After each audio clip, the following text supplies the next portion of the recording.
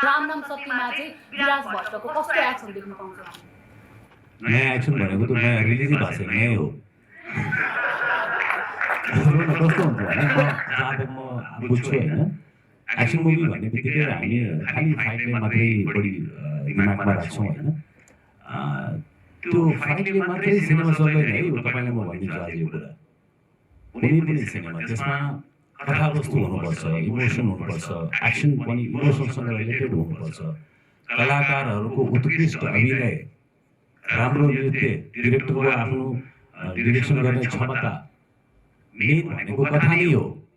र मलाई जहाँ तक लाग्छ, जहाँ तक मलाई यो सिनेमाको सब्जेक्ट मलाई थाहा छ होइन, माइकलसँग हामी बसेर डिस्कस पनि गरेका छौँ।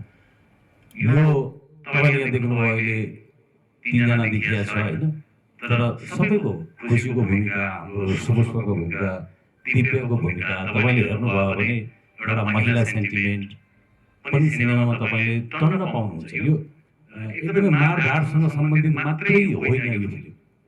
त्यसले गर्दाखेरि सिनेमा समग्र रूपमा सबैले हेर्नुपर्ने, सबैले हेर्ने, सबै किसिमको अडियन्सहरूलाई ग्र्याब गर्ने त्यस्तो सिनेमा बनेको छ।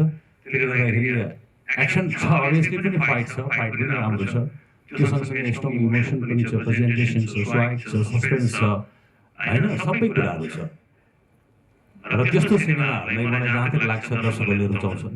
हामीले खालि एक्सन फिल्म भनेपछि ल राख्यो 8-10वटा फाइट राखिदिउँ चलिहाल्छ भने त्यस्तो सिनेमा चल्दैन, कथा नै हुनुपर्छ। र रामनाम सत्यको मलाई जहाँ तक लाग्छ धेरै राम्रो सब्जेक्ट छ, सबैले धेरै राम्रो काम गरेका छन्।